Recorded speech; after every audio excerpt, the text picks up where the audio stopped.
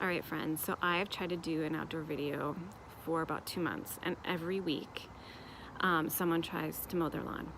But I'm gonna try. So if you hear some background noise, I'm gonna push through it because I want to be outside. Anyway, thanks for joining me. So we're in a series called How to Thrive in Seasons of Uncertainty. Because if there's one thing we can be certain of, we are in a season of uncertainty. And last week I talked about our bodies. In order to really thrive in seasons, in any season really, we need to take care of our bodies. And in order to be motivated to do that, we need to have a compelling why. So last week I talked about how that we are the dwelling place of the Holy Spirit. And not only that, but we have each been given a unique calling. And I deeply believe that until we are able to take care of our bodies, we're not going to be able to walk out that calling in our life. So we're going to spend the next couple weeks getting really practical about ways that we can take care of our bodies. And today we're going to talk about eating. I know it's not super fun, but there is some truth to the phrase, you are what you eat. What you eat either gives you energy or makes you sluggish, and it either has long-term negative effects or long-term positive effects. So it is a really important key to taking care of your body. So I'm going to share 10 things that I have learned along the way as I worked with a variety of clients that hopefully will help you have a better relationship with food. So the first thing is that I want you to try for 1 week to write down absolutely everything that you eat and drink, okay? So no one is going to look at this. Keep that in mind. And in order to do this right, you really need to have a notebook next to you at all times.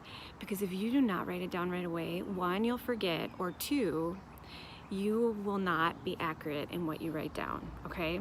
So keep a notebook, keep a note open on your phone so you write down right away. And then what I want you to do is at the end of the week, I want you to spend some time evaluating, based on what I see, is there something I need to change?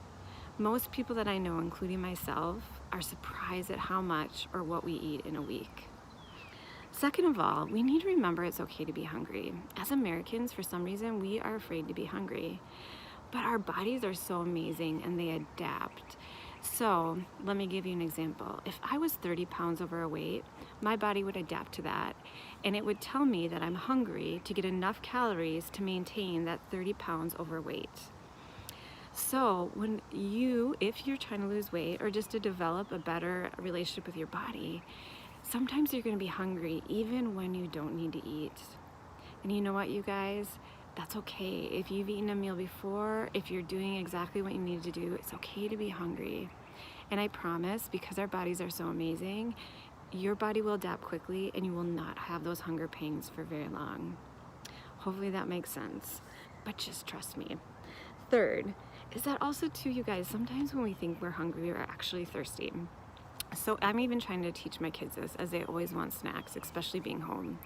So what I tell people, if you've had a good meal, if you have no good reason to be hungry, drink a glass of water, set a timer for 20 minutes, and then wait, and then see if you're still hungry. If you're still hungry, then that's the time to go grab that snack. Fourth, also too, you guys, really focus on adding, not getting rid of. Life is way too short to focus on getting rid of all the things that we love. Just so it's out there, I have dessert every single day. But I keep my focus on having 5 to 8 servings of fruits and vegetables a day. And when I'm able to focus in on that and then add on top of that, I'm really able to maintain a very healthy diet. You guys, it's not as hard as you think. A serving, a half a banana is a serving. There's tons of resources out there on the internet about serving sizes. If you want one, I have one I can send to you. But focus more on adding fruits and vegetables and less on getting rid of things. And I think you're gonna be surprised as you watch your diet change. 5, ask yourself, why am I eating this? Am I eating this because I'm hungry? Am I eating this because I'm bored? Am I eating this because I feel entitled or overwhelmed? And then honestly ask yourself, is this a good reason for me to be eating? Number 6, make your calories count, you guys. So this is the example that I give. I don't like cake, so it's fine. I mean, it tastes like sugar, but I don't love it. It's not satisfying. So if I'm out and someone gives me cake for dessert, I don't eat it. And it's not that I don't eat it because I don't eat dessert. I don't eat it because it's not worth the calories for me. So I'll go home and have something else that's much more satisfying to me. So as you're throughout your day, as you're seeing snacks around, as you're seeing desserts or muffins or whatever, ask yourself, is this worth the calories? Am I enjoying this enough to have this part of what I'm eating in my day? Number 7, you guys remember that liquid calories count? Oh my gosh, there's so many calories in alcohol, pop, coffee, drinks. I know it's so hard, but remember that those do count as you're watching what you're eating and drinking. And 8, one thing is, you guys, is that one bad decision does not have to equal one bad day. I think in all areas of our life we do this. We make a bad decision in the morning and we kind of throw the day out like it's going to be bad. It doesn't have to be that way. So if you make a bad decision in the morning and eat 2 donuts instead of 1, that doesn't mean you have to have a bad eating day. That doesn't mean you have to start tomorrow. That means that the next decision you make it a good one. All right, you guys, and number 9, if you guys are praying people, pray. One of the fruits of the Spirit is self-control.